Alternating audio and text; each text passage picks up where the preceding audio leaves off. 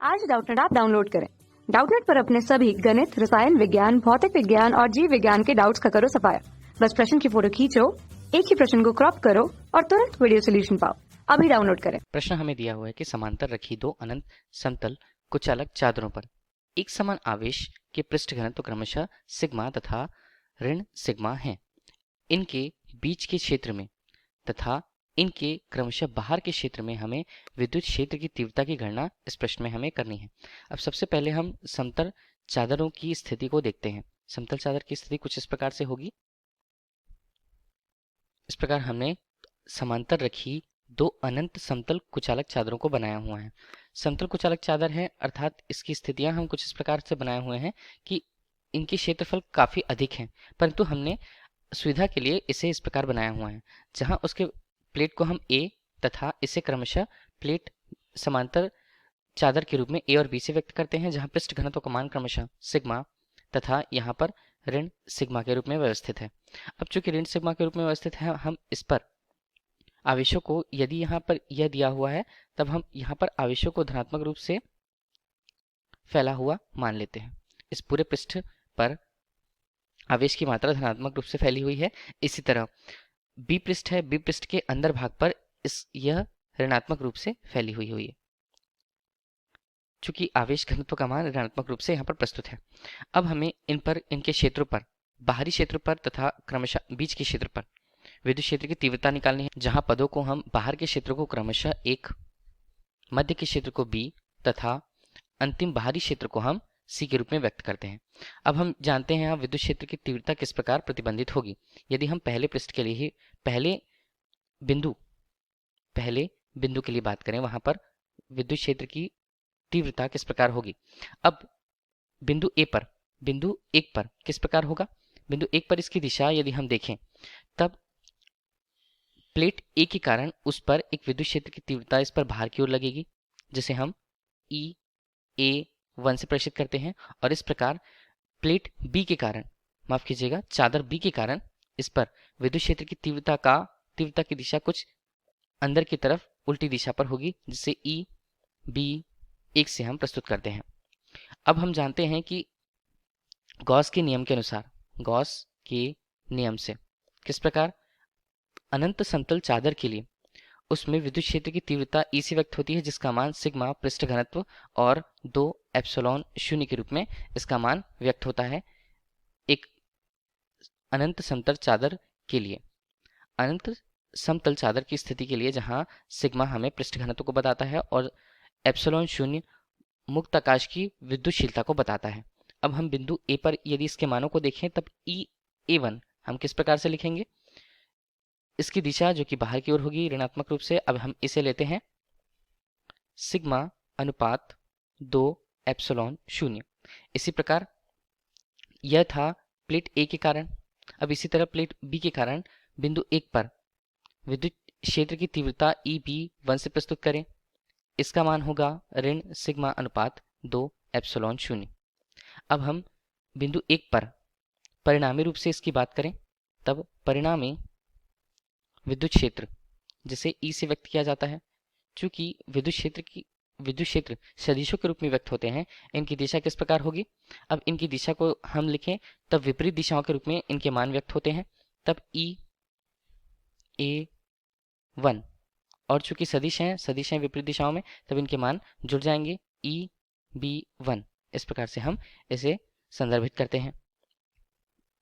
अब हमें इनका मान यदि लिखना है तब देखते हैं E का मान, E(A)(1) का मान कितना है, सिग्मा अनुपात 2 एप्सिलॉन 0, और यहाँ पर इसका मान है धन के रूप में ऋण सिग्मा अनुपात 2 एप्सिलॉन 0। चूंकि दोनों के मान बराबर हैं, इस प्रकार से हमें परिणामी विद्युत क्षेत्र की तीव्रता का मान 0 प्राप्त होगा। यह हुआ बाहरी क्षेत्र के लिए, बाहरी क्षेत्र जहां बिंदु ए के लिए हमने देखा। अब क्रमशः यदि बिंदु 2 के लिए हम देखें, यहाँ पर बिंदु 2 पर प्लेट ए के कारण यदि हम इस पर देखते हैं, अब यहां पर हम देखते हैं प्लेट ए के कारण यहां पर यदि बिंदु 2 है, उस पर विद्युत क्षेत्र की तीव्रता किस प्रकार होगी। इस प्लेट से बाहर की ओर अर्थात इस दिशा पर इसे E(A)(2) से हम व्यक्त करते हैं, जिसकी दिशा दाहिने ओर की दिशा कर विद्युत क्षेत्र की तीव्रता के अनुसार होगी। चूंकि बिंदु बी प्लेट बी के मध्य भी स्थित है, उस पर प्लेट बी के कारण आकर्षण के रूप से इसका मान EB2 इसी दिशा में लगने वाला है। चूंकि यहाँ पर आवेश का मान ऋणात्मक है और यहाँ पर आवेश का मान धनात्मक था।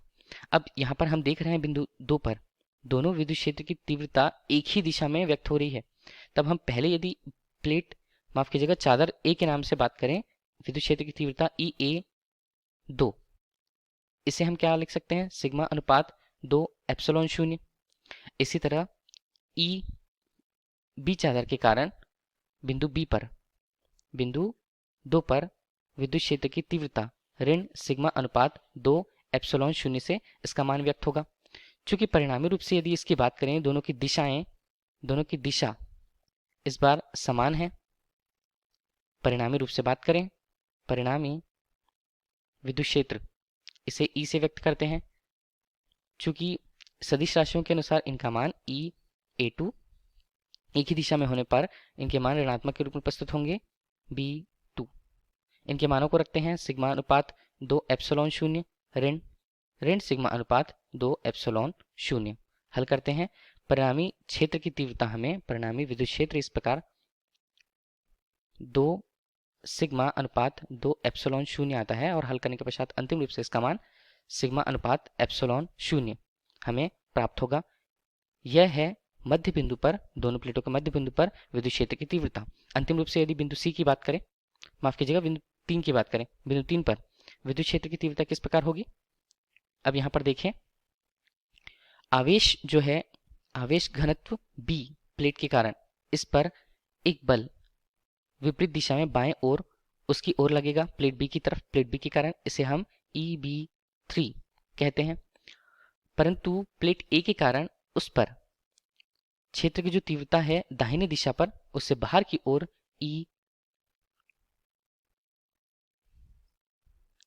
EA3 रहने वाला है। इसकी दिशा होगी बाहर की ओर, दोनों की दिशाएं इस प्रकार विपरीत हैं। अब हम यदि इसी तरह तीसरे बिंदु बाहर के क्षेत्र बिंदु 3 पर बात करें, ए के कारण उस पर विद्युत क्षेत्र की तीव्रता EA3 से व्यक्त होता है। इसे हम कहते हैं सिग्मा अनुपात 2 एप्सिलॉन 0, क्योंकि सिग्मा यहाँ पर धनात्मक रूप से है। इसी प्रकार बी प्लेट के कारण विद्युत क्षेत्र की तीव्रता EB3 से व्यक्त होती है। इसे हम ऋण सिग्मा अनुपात 2 एप्सिलॉन 0 कहते हैं।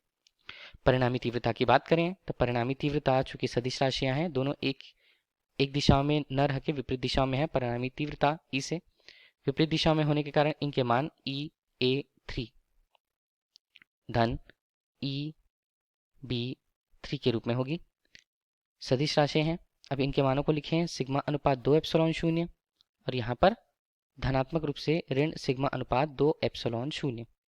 दोनों के मान पर परिमाण तो समान है, परंतु दिशाएं अलग अलग है विपरीत होने के कारण इसका मान हमें 0 प्राप्त होगा। इस प्रकार हम कह सकते हैं कि अनंत समतल चादर के बाहरी क्षेत्र पर विद्युत क्षेत्र की तीव्रता का मान 0 होता है, जबकि बीच पर उसका मान सिग्मा अनुपात एप्सिलॉन 0 से व्यक्त होता है। धन्यवाद। कक्षा 6 से 12वीं से लेकर नीट, IIT, JEE वो एडवांस के लेवल तक 1 करोड़ से ज्यादा छात्रों का भरोसा। आज ही डाउनलोड करें डाउटनेट ऐप या व्हाट्सएप करें अपने सारे डाउट्स 8400 400 400 पर।